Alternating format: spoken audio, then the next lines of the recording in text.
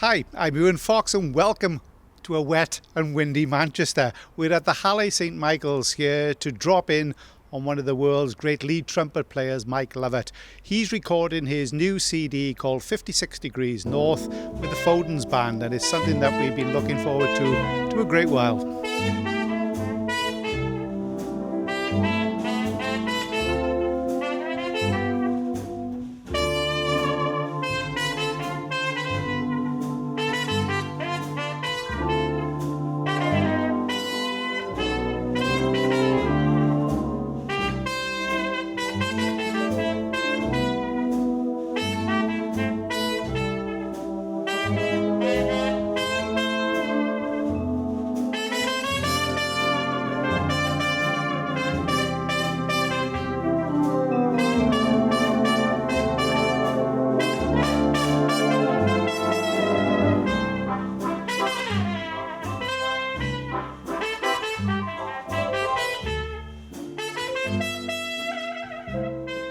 Well, we are with Mark Wilkerson, Principal Cornet of the Fodens Band, and Mike Fowles, who's been doing some of the conducting here with the Mike Lovatt playing for this great CD. First of all, Mike, the boy can play, can't he? He's a heck of a player.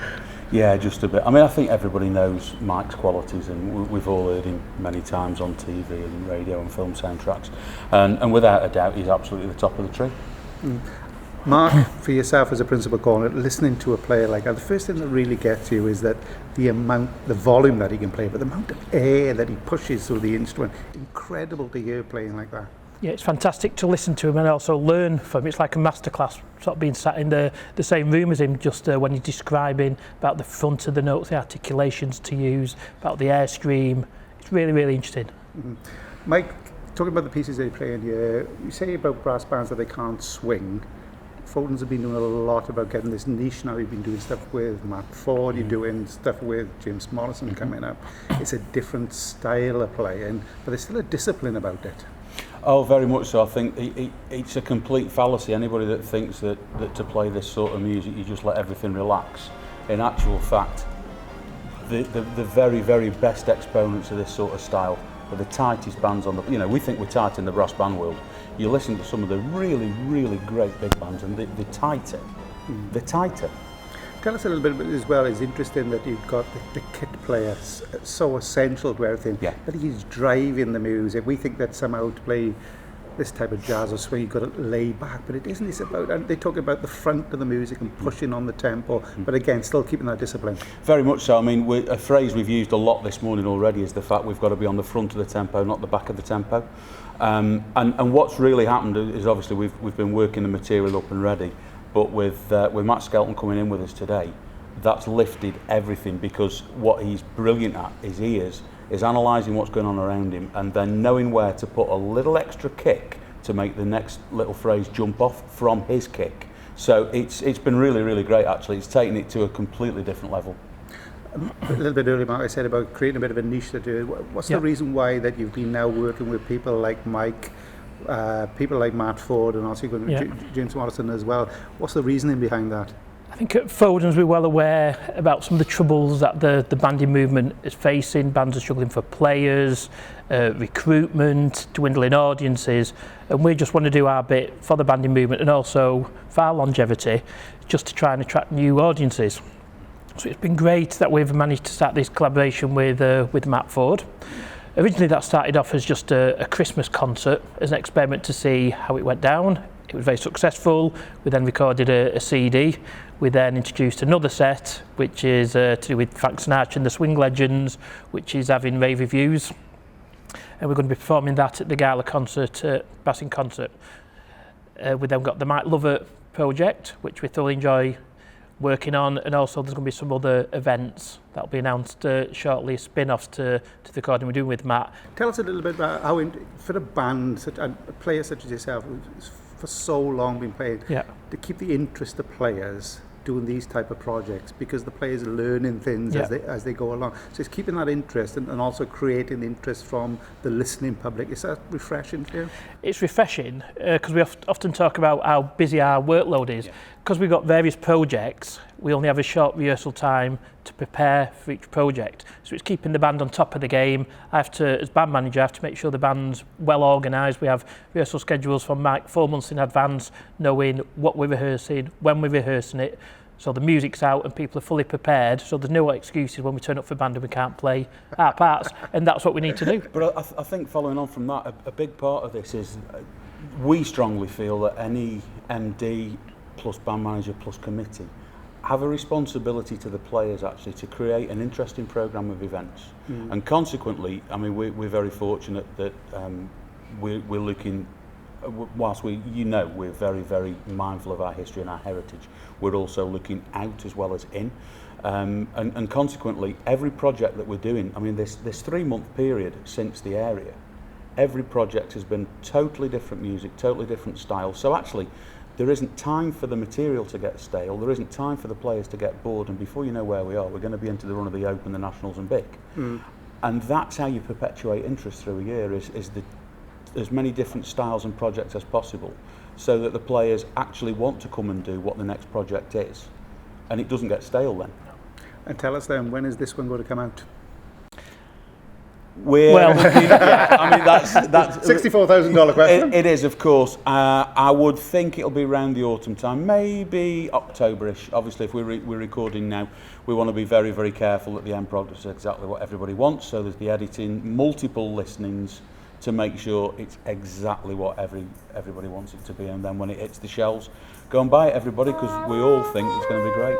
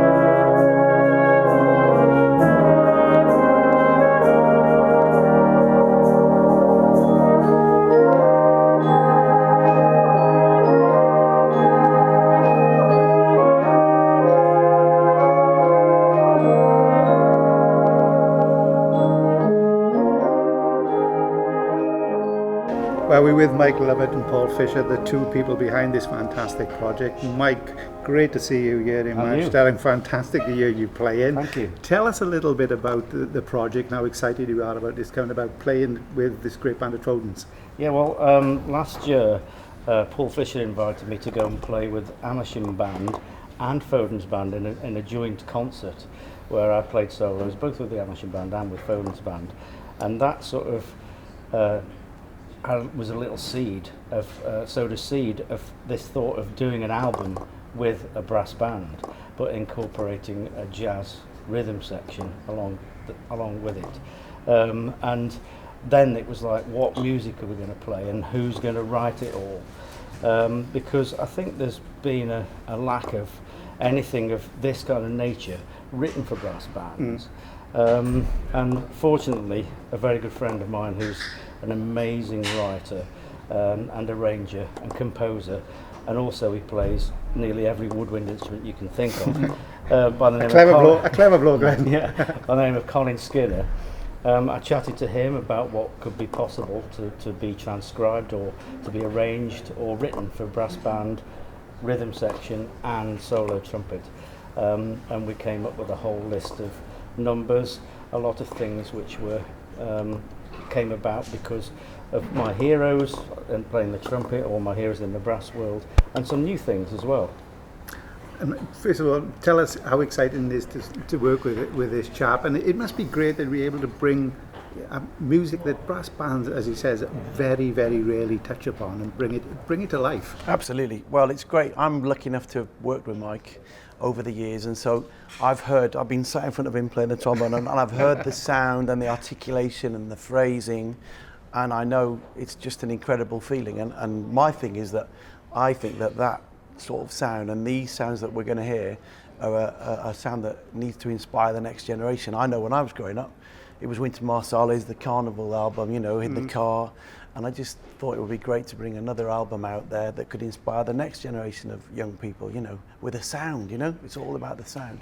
It was interesting to talk to you. You're a passionate man about your music, and I know this is one of the reasons why you wanted to bring Mike in. Is it that's the key to it, is inspiring those next generation of players who, first of all, can listen to a player like Absolutely. this, get inspired by him, and then hopefully start taking up the trumpet and playing that music as well. Absolutely, and just hearing it done properly, you know, it's inspiring, but it's like you've already touched on, just bringing a slightly different sphere of music into the brass band world. I love the brass band world, grew up in it, and I just think just a slight gear change to show what other things are possible, and obviously bringing in the rhythm section boys who are awesome, that's really given it that little kick, and just trying out, you know, Colin's done some ridiculous arrangements for us.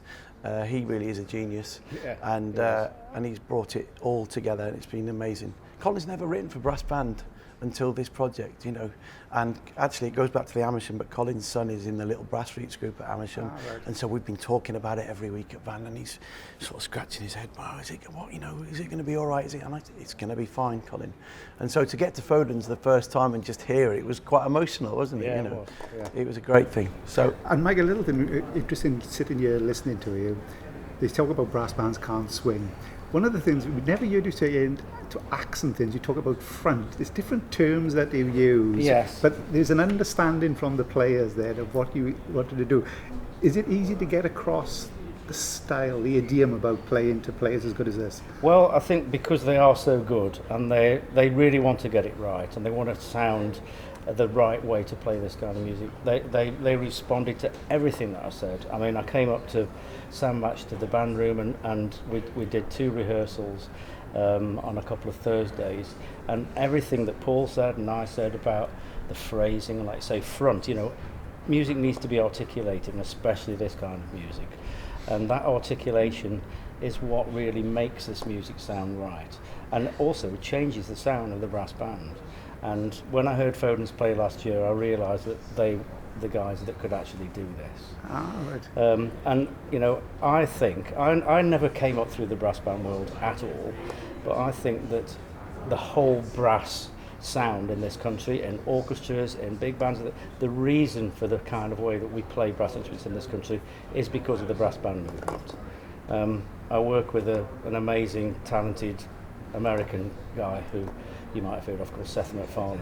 Oh yes. And he said to me, what is it about this tiny island that produces all these amazing brass players? Because he comes to the UK to record. He does a lot of the big swingy numbers, doesn't he? He comes to record here because he likes what we do as brass players. He said, what is it? Why do you all play like that? I said, it's because of brass bands. And I think even if you haven't played in a brass band, you will have heard brass bands, you will have heard people might have taught you that were taught by somebody who played in a brass band, or your teacher might have played in a brass band. So that's the real way that we play together. You know, in America they have marching bands. It's a different kind of sound. So they play a different way. You know, I think that's what it is. Tell us then, has it given you the taste then possibly to sit on the stage at 9:30 in the morning playing the test piece? Well, he's done it in I 1999 yeah, at the Albert Hall. Yeah, with Amersham Band when they're in the fourth section finals. Yeah. I did it then, and I'd just like to say right to the camera now, I'm a terrible caller. Well, you're a fantastic drummer player. Tell us a little bit as well. You're wearing the lovely t-shirt, 56 degrees north, I take it, is it? So Yeah. what is that? What's this about? Well, this is actually going to be the title of the album. Right. And you might say, well, why is it called that? I'm not playing a tune on there called 56 Degrees North, but actually it's something very personal to me. And my father-in-law sadly passed away, but at the great age of 97 last December. And so it's a little tribute to him, really, because that's what kind of financed the whole project. And he was born in Scotland. He was Scottish through and through. And he was born in a place called Crossford, which is in Fife, and 56 degrees north of the coordinates of that place. Ah, well, what a lovely way to do that part of it there. So we look forward, gentlemen, thank you for that. I know you're going back to do a lot of the hard work now for the rest of the recording. We look forward to hearing it again. Mike, many thanks for taking the time to speak to us. And Paul, keep up the fantastic work that you were doing, and we look forward to the release of 56 Degrees North in the very near future. You enjoy it. I will indeed. Thanks very much indeed.